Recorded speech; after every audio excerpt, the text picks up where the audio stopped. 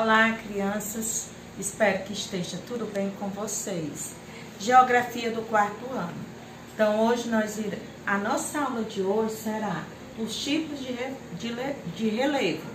Então, diferenciam em função do movimento das rochas que se modificam pela ação das formas naturais, como o vento, a água, o clima, a vegetação e pela ação dos vulcões ou terremotos. Vulcões nós não temos no Brasil, né? Como também os terremotos.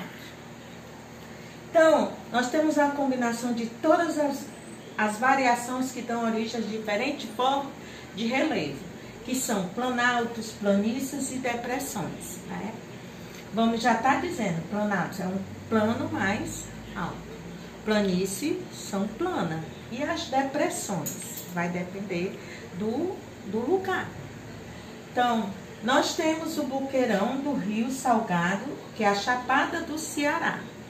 Então, ela fica o quê? Se localiza numa área entre dois biomas, o da Caatinga e Cerrado. Então, elas têm uns cânions nas laterais, que vocês irão ver, que eu irei demonstrar na nossa atividade, e vocês irão lá ler mais sobre esse boqueirão. Então, eu estou mostrando aqui a vocês quais são o tipo do boqueirão do Rio Salgado.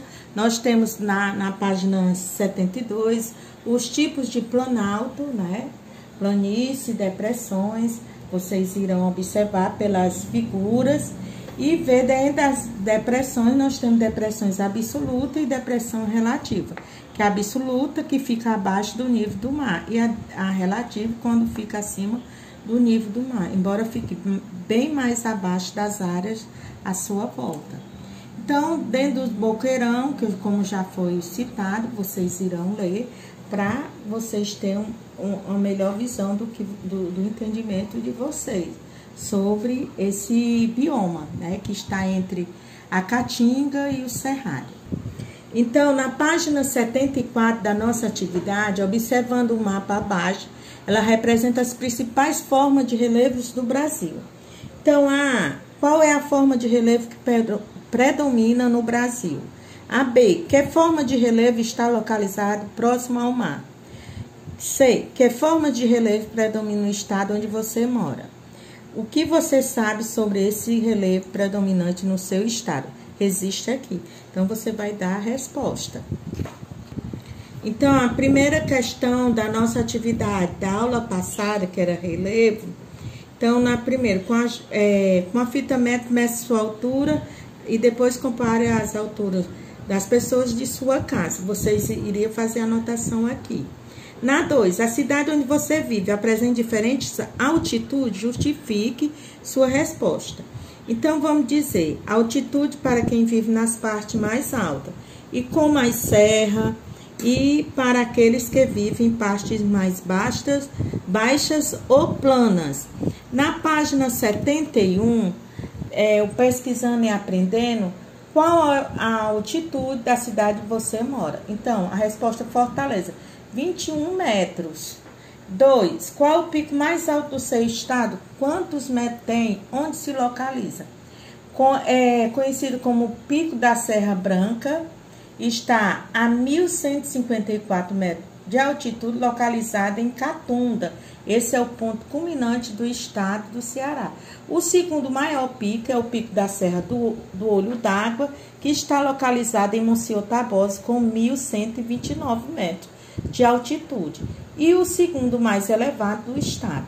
Terceira, qual o pico mais elevado do Brasil e do mundo? O Pico da Neblina, localizado ao norte do estado do Amazonas, na Serra do Imeri. E o ponto mais alto do Brasil, com 2.295 30 metros de altura, a medição revista pelo IBGE em 2015. O nome do pico origina-se do fato que o topo da montanha fica encoberto pela neblina a maior parte do tempo. E o Monte Everest, que é o ponto mais alto do mundo em relação ao nível do mar. com 8.848 metros de altura e é também um dos principais pontos turísticos do planeta. Então, essa foi a nossa correção. Até a próxima aula. Um abraço.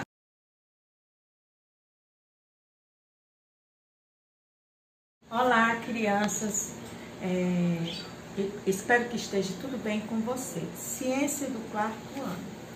Então, hoje nós iremos falar sobre as misturas no nosso dia a dia. Então, todo dia nós temos a questão de misturas, como saladas, leite com Nescau. Isso é um exemplo que eu estou dando a vocês, que são chamadas misturas que vocês podem identificar. Dentro salada de frutas, pode botar a banana, a maçã, a uva, e vocês fazer a diferença dessas frutas. Então, são essas misturas que nós iremos falar hoje. Há muitos materiais que conhecemos que são, na verdade, uma mistura de outros materiais, como a água que bebemos, ou a terra, que há uma mistura na terra também. A água, a areia, as rochas, até mesmo o ar, tem a sua misturas, que tem vários gases no ar. Então, como eu já disse, a salada de fruta é possível que você diferencie as frutas dentro dessa salada, com o leite, com o chocolate também. Existem as misturas heterogêneas. Quais são essas misturas? Quando os componentes, uma mistura, forma mais de uma fase. Quem em casa tem aquelas pedras de granito, né? Ali é uma mistura que elas têm. Então, é uma mistura heterogênea. Então, nós temos também os diferentes minerais que há dentro dessa pedra, né, de granito. A água com óleo também é uma mistura que ela também pode ser diferenciada. E ela está separada, que é chamada, essa mistura, que é heterogênea. As misturas homogêneas, que é aquela de vista a olho nu. Qual é? Vamos dizer, é o componente de uma mistura que forma uma única fase. Água com açúcar. Quando você bota água com sal, há uma mistura que se torna única, né? Existe a água com groselha, com aquele suco de papel que nós chamamos, né?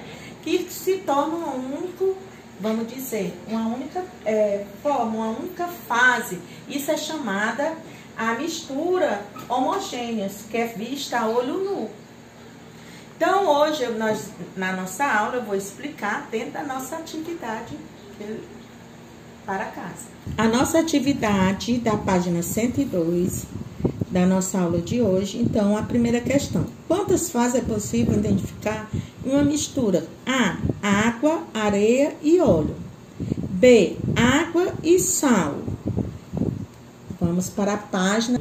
Na página 103... observe a imagem de misturas a seguir e classifique. A, misturas heterogêneas. B, mistura homogênea. E a olho nu. Então, nós temos aqui o suco de laranja, o grão de verso que vocês estão vendo na parte direita, a água, o álcool e a água e a terra. Então, vocês vão classificar aí. Na terceira, observe um adulto preparando a refeição em sua moradia. Em seguida, escreva abaixo exemplos de mistura que foram feitos. Descreva o que foi usado. Então, isso aqui é que vocês irão observar em casa, na terceira questão. Na página 104, Rafael quis fazer uma brincadeira com seu irmão Francisco. Ele o desafiou e colocou as etiquetas no copo abaixo, de acordo com o que cada um contém. Água filtrada com sal, água filtrada e açúcar. A, Francisco conseguiu etiquetar os copos apenas pela observação, por quê? B, o que Francisco poderia fazer para descobrir o que tem em cada copo? Então, você irá observar e vai ver aí essa questão e responder. Então, nós vamos agora para a nossa atividade da semana passada. Página 95 da correção passada. Vamos recordar. A energia captada pela planta é transferida para a lebre, que, por sua vez, a transfere para o lobo. B. Cada ser vivo da cadeia usa parte da energia absorvida para a manutenção de suas atividades vitais, conforme a energia é transferida de um ser vivo a outro. Sua quantidade diminui, que é representado pela seta azul. Página 96. 2. O fluxo de energia é representado por meio de uma cadeia alimentar, em que a quantidade de energia diminui na passagem de um nível para o outro. O ciclo da matéria é representado por um círculo em que o elemento e a substância da matéria são transmitidas de um nível ao outro continuamente. Terceira, certa, ao decompor as plantas e animais mortos, seus resíduos, as bactérias, os fungos decompositores liberam no solo os nutrientes que serão aproveitados pelas plantas, que reiniciarão as cadeias alimentares. Quarta, cite algumas interações que podem se estabelecer entre os seres vivos, além das relações alimentares: sociedade, colônia, competição, pedração, inquilinismo, parasitismo. Quinta, A. Parasitismo. B. Os carrapatos são os parasitas e os animais são os hospedeiros. Na página 97, na sexta questão, a relação ecológica quer dizer sociedade. Na sétima, A afirmação está incorreta, os animais são consumidores. E na B, a afirmação está incorreta, o ser humano é o consumidor. Até a próxima aula, um abraço.